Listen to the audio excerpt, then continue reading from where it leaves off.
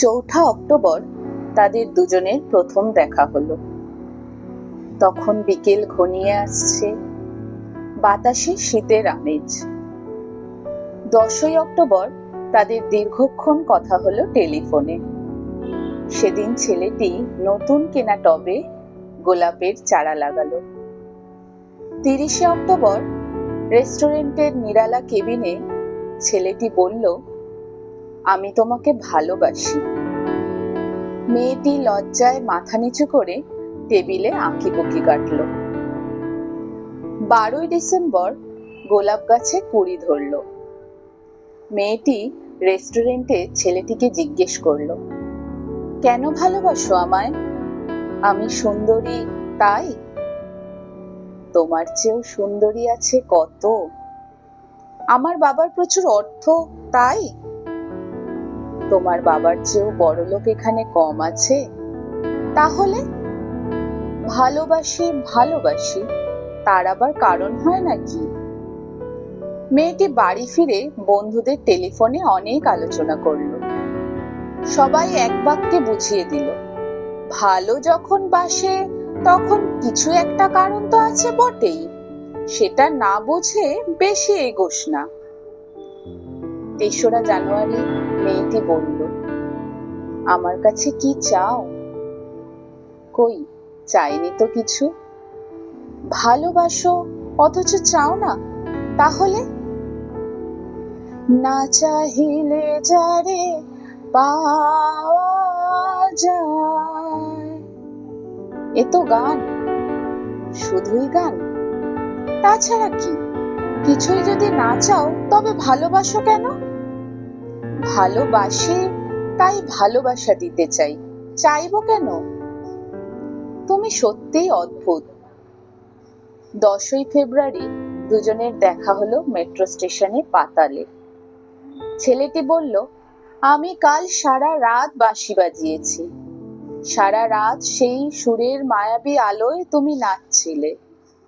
অসামান্য অনন্য সে নাচ। ধ্যাৎ, কাল সারা রাত আমি ঘুমিয়েছি। আমি কিন্তু তোমার নাচই দেখে গেছি সারা রাত। তোমার বাঁশি একদিন শুনতে হবে। 12ই মার্চ ছেলেটি বাঁশি বাজালো। মেয়েটি শুনলো। সময় থমকে রইল অনেকক্ষণ। বাঁশি যখন থামলো, মেয়েটির দু চোখ ভরা জল। বলল, বাঁশি শুনতে শুনতে আমার ঘুম এলো আবেশে। আমি দেখলাম আমি নাচছি, মেঘের মাঝখানে তারাদের পাশে আমি নাচছি, আকাশে ফুলের গন্ধ। ডাক্তার আমায় বাঁশি বাজাতে নিষেধ করেছে।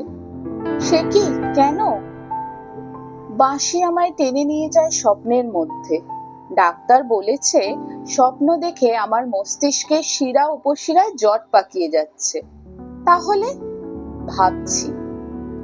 16ই এপ্রিল মেয়েটি বলল, আমার বন্ধুরা বলেছে তুমি খুবই ভালো, অসাধারণ, কিন্তু তুমি সৃষ্টি ছাড়া, তোমার স্বপ্ন সব অর্থহীন। আমি জানি।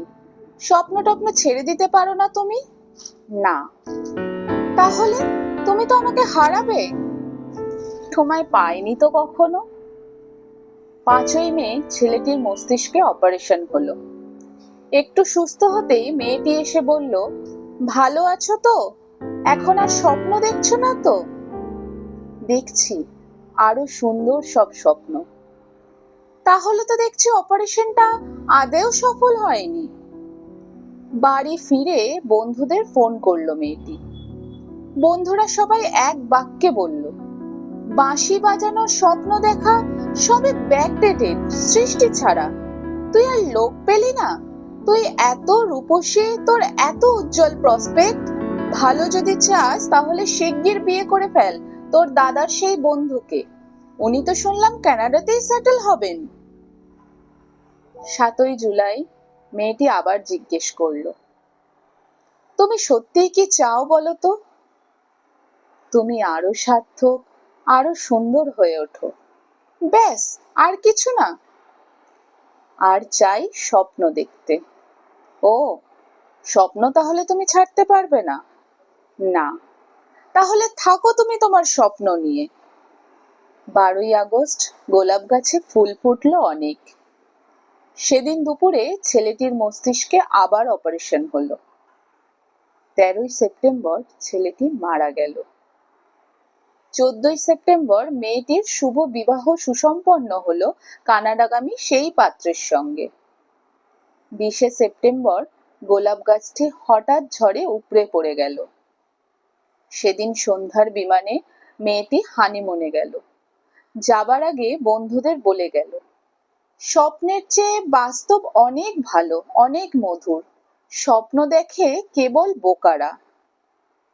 4ঠা অক্টোবর ছেলেটির মা ঝরে পড়া গোলাপ গাছটিকে সযত্নে তুলে ফেলে দিলেন। শূন্য টবে তখন কয়েকটা পোকা, কয়েকটা মাছি। আমরা কেউই জানি না ওগুলো পোকা, মাছি নাকি ছেলেটির স্বপ্ন। আমরা ঠিক জানি না। আমরা কেউই জানি না।